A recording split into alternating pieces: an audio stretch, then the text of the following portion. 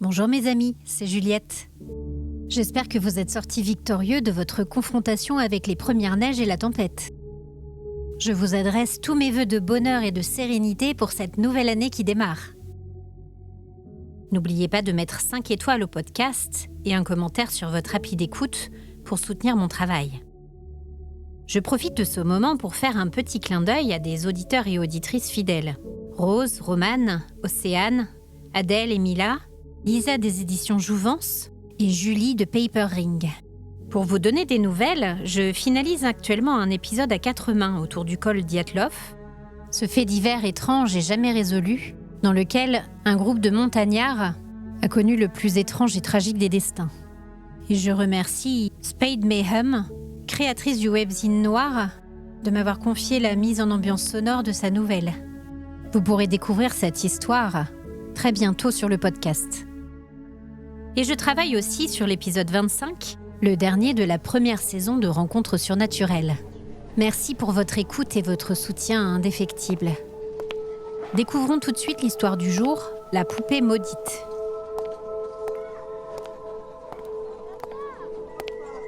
Marianne arriva à la foire à la brocante juste en début d'après-midi.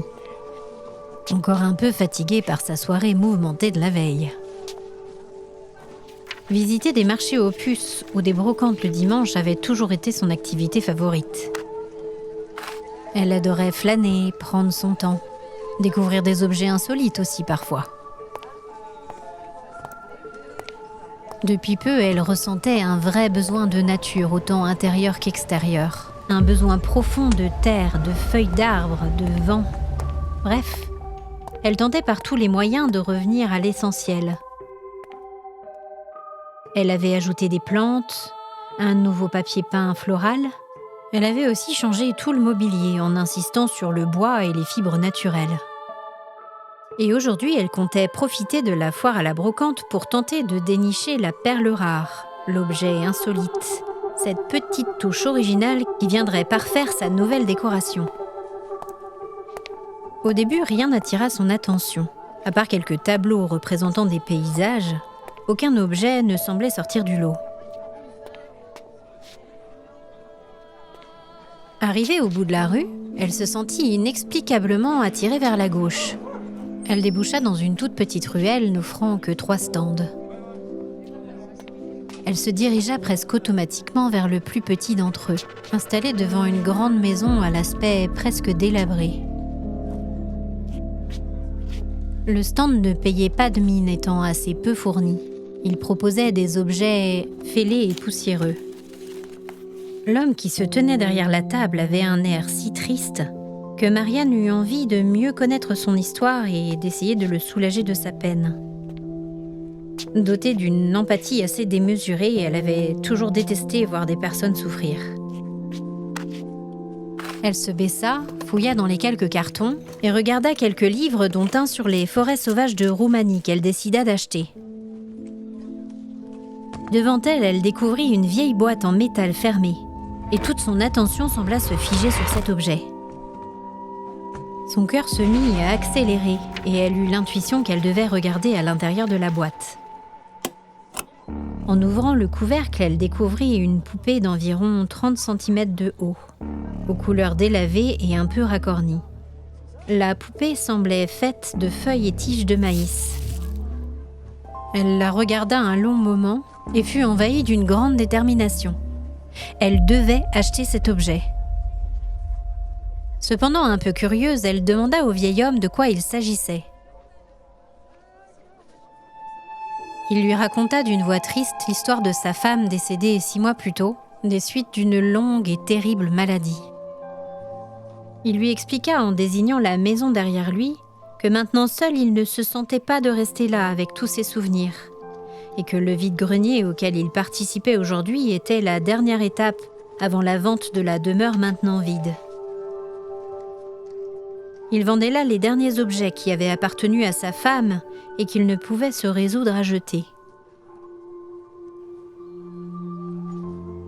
Elle lui posa quelques questions sur la poupée et il lui expliqua que sa femme, qui était très proche de la nature, avait l'habitude de confectionner de tels objets. Elle se considérait d'ailleurs elle-même comme une sorcière. Elle connaissait toutes les fêtes païennes et les symboles importants. Sa franche spontanéité lui manquait, ainsi que son amour absolu de la vie. Marianne écrasa une petite larme, posa une main pleine de compassion sur l'épaule du vieil homme et lui adressa toutes ses condoléances. Elle lui acheta le livre et la poupée, puis s'éloigna. Sur le chemin du retour, elle ne cessait de penser au vieil homme triste, seul devant sa maison délabrée. Et elle se sentait envahie par une tristesse pure, une boule dans la gorge et une furieuse envie de pleurer, qui la surprirent malgré son extrême sensibilité. Après tout, l'homme était un parfait étranger.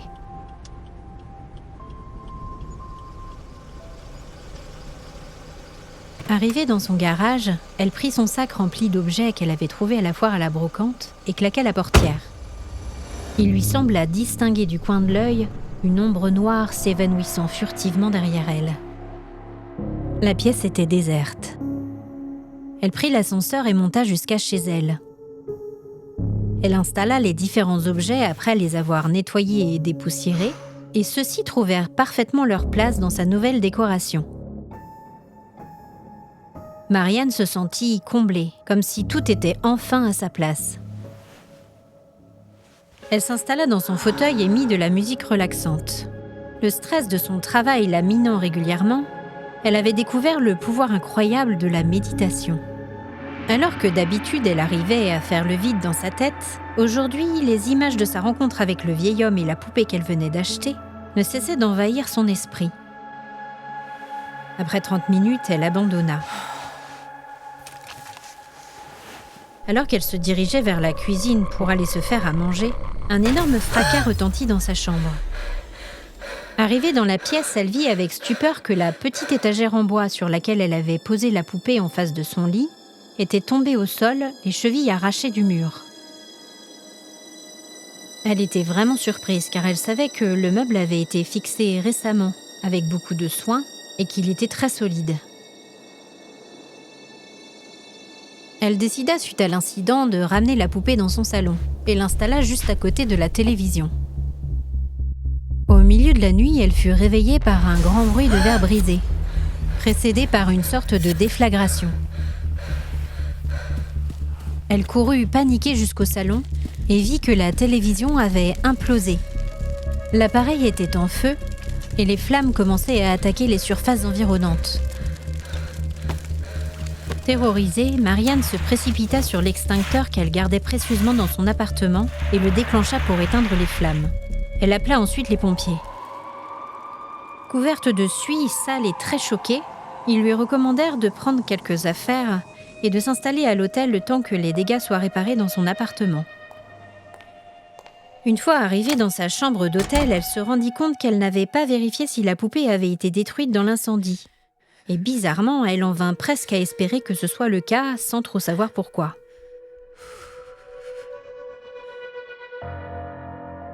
Elle fit des rêves assez étranges.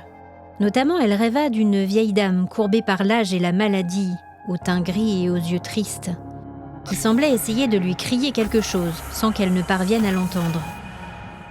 Elle essaya de s'adresser à cette femme pour lui dire qu'elle ne comprenait pas son message, mais elle s'aperçut qu'elle aussi était muette.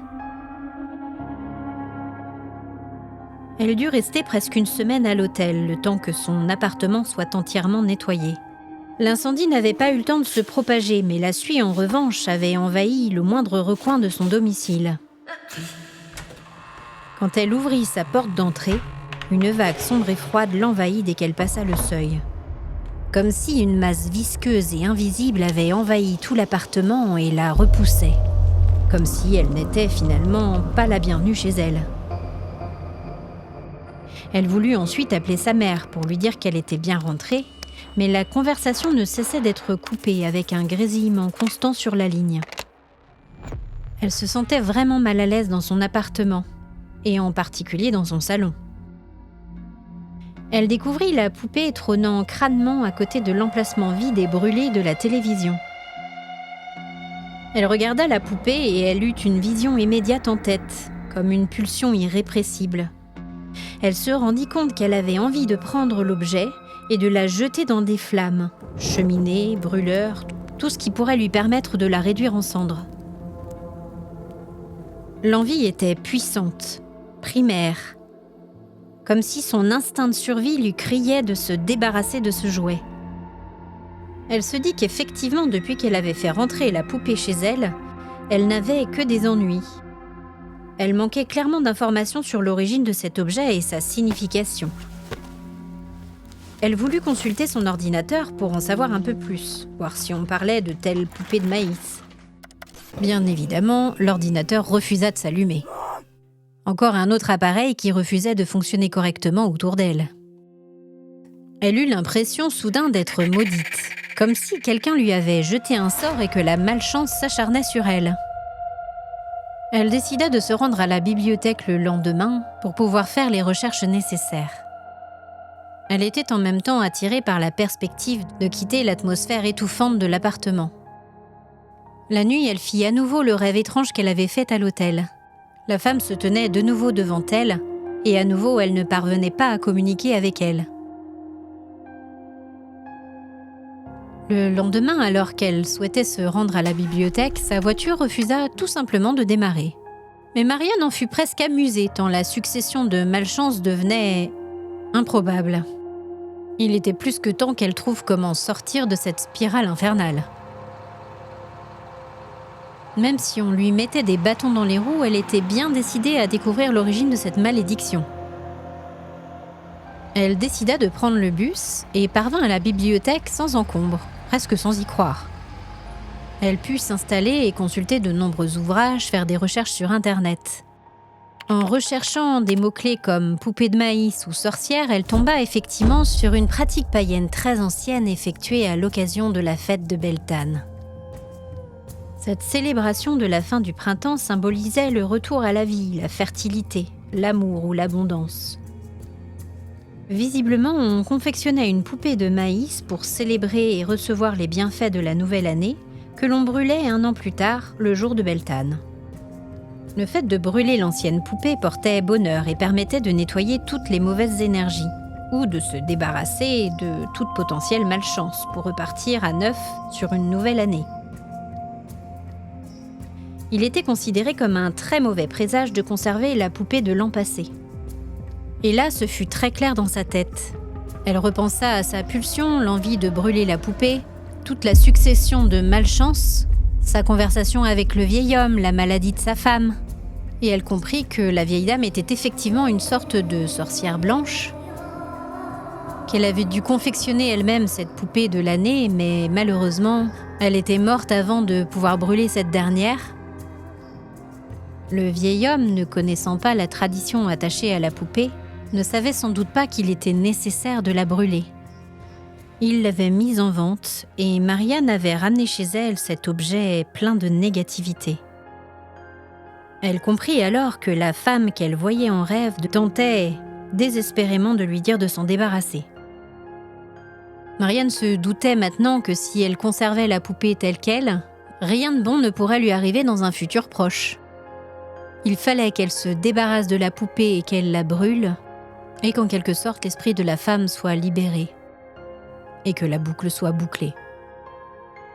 Elle comprit aussi que tout ce qui s'était passé dernièrement dans son appartement, l'étagère cassée, la télévision explosant, l'incendie, était certainement dû à l'esprit de la femme qui tentait par tous les moyens de se débarrasser de la poupée ou de la détruire. Elle descendit du bus assez loin de chez elle, aux abords d'une petite forêt qu'elle connaissait. Elle installa la poupée sur un lit de branches mortes et de feuilles, et elle y mit le feu. Elle s'enflamma très vite et se consuma devant ses yeux. Elle sentit un poids immense la relâcher. L'influence néfaste de la poupée avait disparu.